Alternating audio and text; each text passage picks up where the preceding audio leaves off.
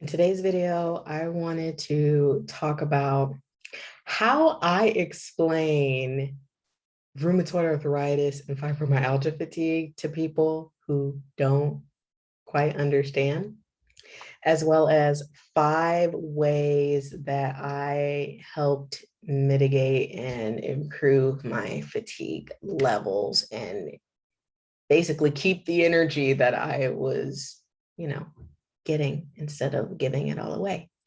So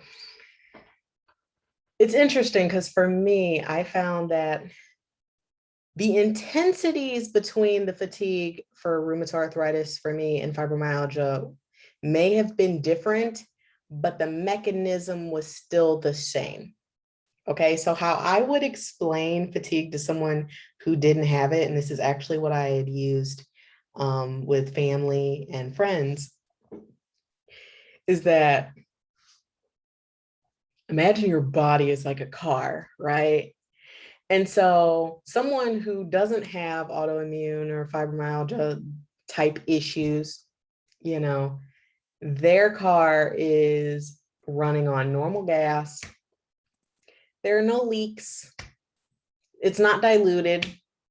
So in order to get from point A to point B, in order to go, like, say, from point A to like 25 miles away to point B, it takes up certain amount of gas. I know this isn't actual, but just for numbers purposes, for comparison, let's just say it takes, maybe a fourth of a tank to go from point A to point B, 25 miles, right? Okay, someone who has one or the other or both, how many of y'all had both? It's more like going from point A to point B. That same amount of gas would get you maybe 5 miles with that same amount of gas. And if you try to go from point A to point B 25 miles, it's going to take way more than just a fourth of your gas tank. You might be able to get halfway there with the entire gas tank before the E comes up because the gas is diluted. There are leaks going on, very minute ones that you can't really see that well. So then the oil's leaking, you know what I'm saying? And then it takes a ton of energy just to go and change that oil out. So it's not normal fatigue. You know what I'm saying? It's not normal fatigue where you just go and take a nap and it's like, oh yeah, that helps. Now, don't get me wrong, naps help, but when you're dealing with autoimmune fatigue, whether it's from rheumatoid arthritis, or lupus or whatever, or you're dealing with dysautonomia fatigue, because fibromyalgia is not autoimmune. It's actually a dysautonomia. It's a nervous system issue with the brain. Go figure. But still, same issue. It's not normal, healthy person fatigue. I'm going with a diluted gas tank, and just taking a nap is not going to go and refill that gas tank because we have all these other issues. You know what I'm saying? So that's how I would go and explain it. I know a lot of people have used the spooning method to help explain and kind of keep track of their energies. I'm gonna be honest, I don't have a lot of experience with that, so I can't really speak on it, but I know it works really well for a lot of people. So just look up the spooning method if that is something that resonates with you. It's not something I actually used, so I can't really say much about it. So when it comes to getting energy, you can go and take naps and rest. That does help, but it doesn't help the same way that it would help a healthy person. You know what I'm saying? Like a healthy person, they might be able to take a quick 30-minute nap and get up and their energy is totally refilled. Us, on the other hand, it's like, okay, we still have that same diluted gas tank. We still have leaks that we're trying to find here. It still takes a ton of energy to go and change that oil, because of this diluted gas tank, so we're still dealing with that same mechanism. You know what I'm saying? So even if we rest, that energy still goes pretty dang quick, and it's to the point where if we try and force it, we end up even more physically sick than if we didn't try it at all. So it's a really weird kind of balance, right? So I wanted to name 5 different ways that have helped me stay keeping my energy up, that has been really working for me for the past 7 months. Like I said, I have been on a pretty big and consistent uptrend in my health since I made the shift to my mind and really focused on bringing total balance to my entire body instead of just focusing on one area or getting overwhelmed kind of thing, or focusing on the area I wasn't actually ready to work on yet. And then I'm overwhelmed and then I'm back at square one again, right? So the first one, this is more in the physical realm, with the physical like body that you have, and that is staying hydrated. How many of y'all deal with brain fog, right? I've been there. I barely remember to eat, let alone to go and drink water, especially when I had a belief that I did not like water. It wasn't like it, and that actually wasn't true. It's just I didn't make it fun. So I went and started to make it fun and staying hydrated, and that really helped me a lot. Because if you're dehydrated and you have a diluted gas tank, it's like you're diluting the gas tank even more. Like, you know what I'm saying? Like your body needs, it's made up of predominantly water anyway. So you need that water to function. Now, as far as how much you need, talk to your doctor about that. Just make sure you stay hydrated. You know what I'm saying? Stay hydrated. Another thing actually physically that helped, swapping my salts out. So when I swapped out my regular iodized salt to pink Himalayan sea salt, huge difference. And my understanding of pink Himalayan sea salt, because even if you use like sea salt, and that can be helpful compared to some of the other salts out there, but what I've heard is that pink Himalayan sea salt is it has stronger like detoxing effects. So the toxins that you have in your body that you're used to, that you may or may not be aware of, that is also sapping your energy, that pink Himalayan sea salt can really help with, helping your body release those toxins. Okay. Now, for those of y'all who you might have to control your salt intake, talk to your doctor about all of that. Because I have not had to go and control my salt intake, though when I did have POTS, which is the condition where you stand up and you walk and your heart rate automatically goes up to like above 100. I mean, way above 100, like you're around 130s, 140s, 150s, and you're dizzy and lightheaded and your blood pressure is doing funky stuff. And so you're dizzy and lightheaded no matter what you do, no matter how hydrated you are. That one, okay, I did have to go and adjust my salt. But switching to the pink Himalayan sea salt seemed to make a huge difference. And if you like baths, pink Himalayan sea salt baths. Very good for an energetic cleanse. I've personally found myself, and I learned this from my Reiki lady. So I guess I just gave you 3, but that was all in the physical realm. So we're going to count those 3 as one. Okay. So then the next one, mental, is choosing your thoughts. I have learned recently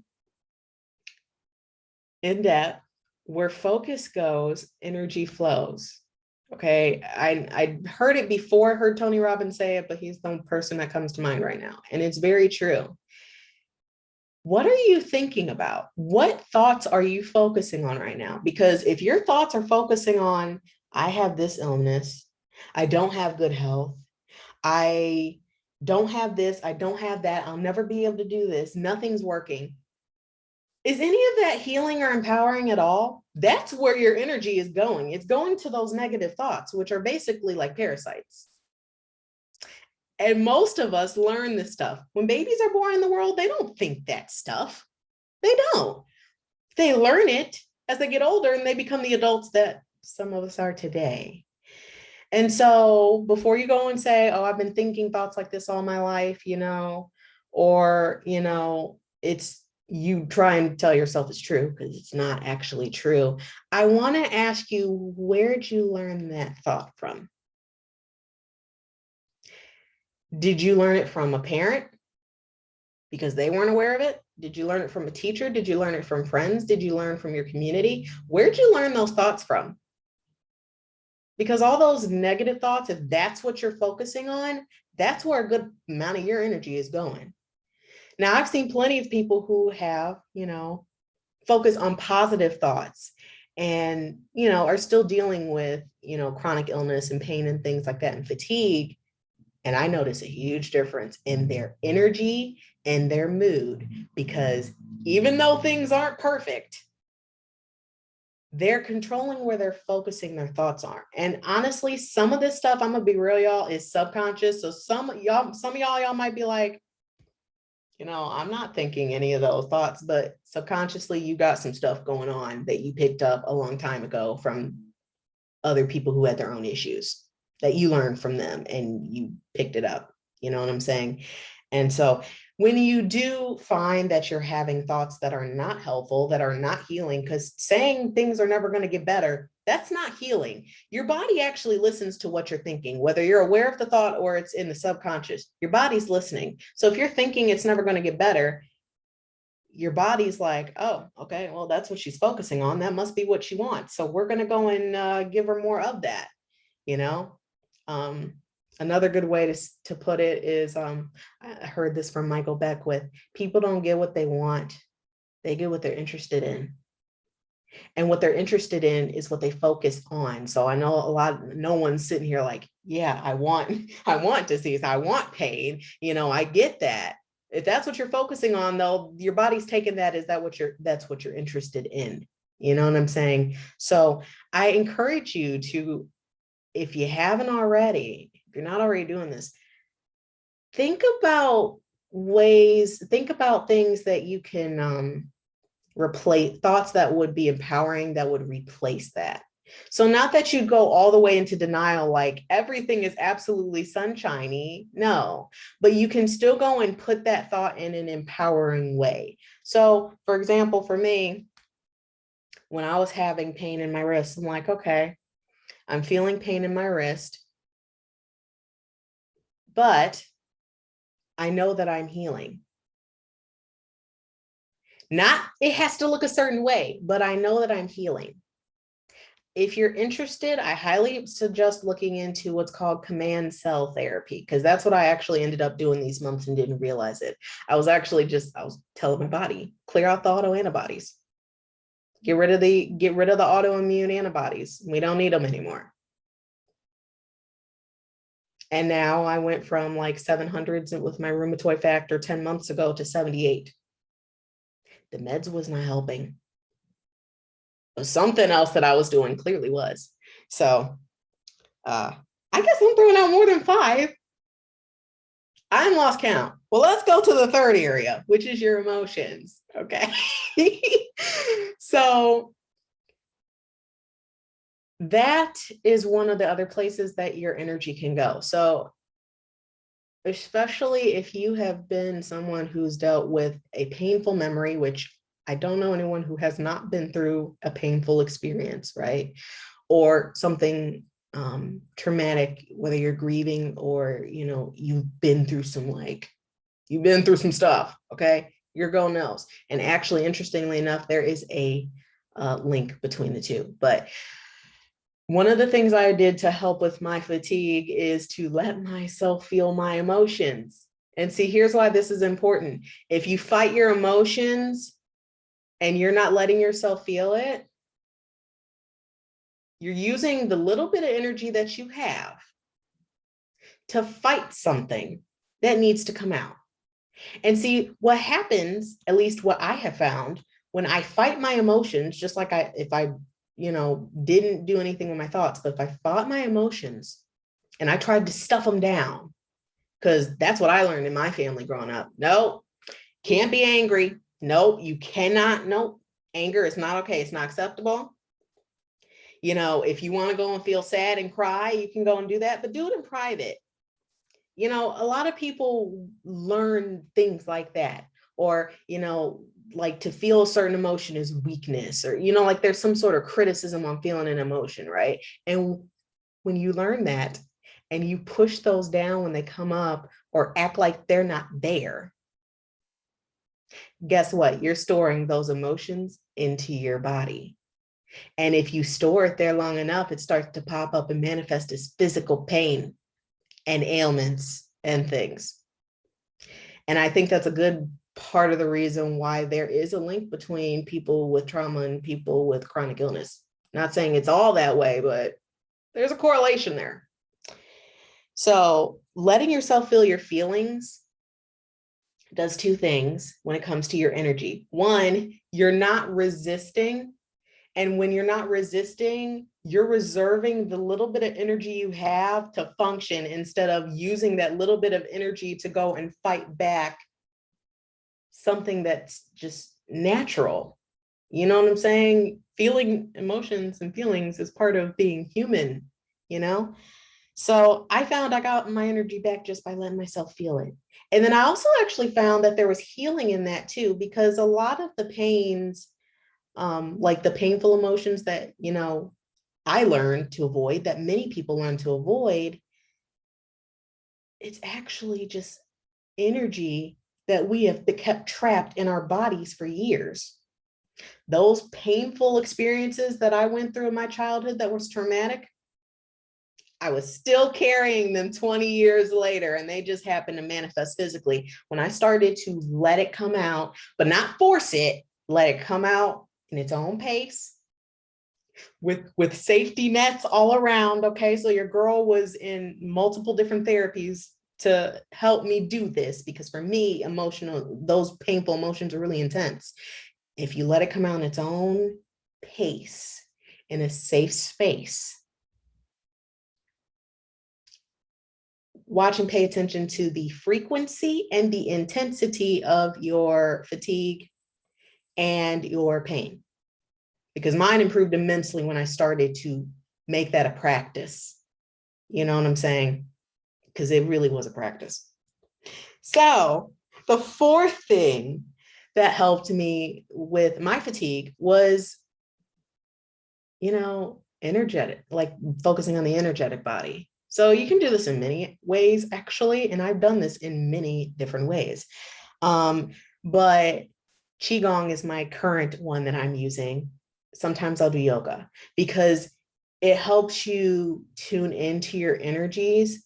And if you are not in tune or you feel disconnected to your energies, you don't really know what's going on. And so you might see something as a negative experience when it really was a lesson, or really was pain that was ready to be released from your body so it can like permanently go away.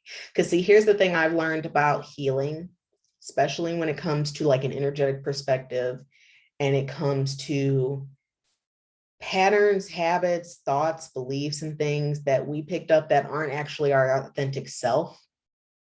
You know, things come up when they're ready to be dispersed. So I kind of look at it as like all these negative things, like kind of like a dark mist. You yourself, your true identity is actually a being of light, of love, of, you know, presence. We're not taught that when we come into the world. So a lot of us forget that stuff, right? And we end up feeling really bad, and a lot of things that pop up, we don't understand why. And when that darkness starts to kind of like, I picture it like rising to shine the light more, right? Or like the dust from like the kid from the dusty kid from Charlie Brown, you know, coming out. And when it comes out, it's going to come out as pain, whether it's a painful emotion, a painful feeling, or what. And when you let that painful energy or that stale energy come up, and you allow yourself to release it, because many times we'll let it come up, but we don't let ourselves release it because we look at it the wrong way and we think, oh, no, push it back down. And that never works. Qigong and yoga help with that. My first one was Reiki. I started seeing a Reiki practitioner, and that was also very healing. So there are many different ways. I am a big proponent of crystals because that's what resonates with me, you know. So energy protection also. For those of y'all who are empaths, energy protection will help too, because you'd be amazed what energies from other people will attach to you and they don't even realize it. You know what I'm saying? Like it's totally subconscious, because like those negative or those lower vibrational, darker energies, they can be kind of parasitic, and then they'll draw on you. And then you don't even realize that there's a like energetic cord attached to you. So those things. And then the last one, which seems to be the purpose with every spiritual thing I have seen. So this goes whether, no matter what spiritual identity you have, is to be present, be aware. I know what it was like to be so overwhelmed that I wanted to go and escape my body. I've been actually doing that on and off for the past couple decades, trying to escape my body, trying to escape my life, trying to escape everything, trying to escape the pain, trying to go and do all these things. And that doesn't work. It doesn't work. I just wanted to go basically go sleep. And that's all I wanted to do, because I was tired of all the pain. I was tired of the fatigue. I was tired of everything. And see, what you end up doing actually is causing more by doing that, because your body responds to that. So when you have thoughts and feelings, whether it is subconscious and you're aware, or it's subconscious, like it's not safe, you're telling yourself basically that, you know, your body's not safe. And then your body is just like in this fight or flight response, like, okay, there's a threat, there's a problem, because she doesn't want to stay here, you know? And so it's like, okay, what's the problem? And that causes more pain, more energy, more, you know, fatigue, because that's where your energy is going. Your energy is going towards you trying to escape your life and your body, instead of being present and accepting what is now, but not believing that where you are now is where you're going to be for the rest of your life. You are not your past. You are not your mind. You are not your body. You're so much more within that. Otherwise, you would never have a time where you're like, why did I think that? Why do I feel that way? Or those times where you're feeling or thinking some way and be like, I want to do something different. You know, or you're being told X, Y, Z, and you're just like, I want to do something different. That's you. So those 5 areas, even though I know I just gave more than 5 ways to help with fatigue, those are all 5 areas that the little bit of energy that you have right now with rheumatoid arthritis, you know, or fibromyalgia or whatever, figure out where your energy is going. You know, really start to be aware of where your energy is going, because some of these things you've been giving energy to, you've been giving your energy away to it so much for so long, you don't even realize it. And as you start to be aware of it and you start to, you know, shift certain things so that way you empower yourself and you protect your energy, and you start to get really into the self-healing aspect of some of these wounds and these painful memories and these things that you've held on to for a long time, you'd be surprised what impact and how strong of an impact that has on your energy levels for your everyday. You'd be surprised. So that is what I have for you guys today. I hope that this was helpful. I really would like to hear your thoughts on some of these ways to help with your fatigue. If there's something else you do that really helps with your energy levels on the day-to-day, you know, share it in the comments, because somebody who is going to be in the same boat as you in a future present is going to see your comment and be like, ooh, your comment is going to be their breakthrough. So inspire someone, share your thoughts below. And if you would like additional support with this, I do have a program that is I got a link in the description box below, because this helps not just with energy. I found it helped a lot with my pain. I found it helped a lot with my health. I found it helped a lot with just turning my entire life around. So this isn't just, oh, this is helping my fatigue. You're really holistically helping your entire body and making permanent, habits and changes. You know what I'm saying? So with that being said, I will see you guys in the next video. Bye.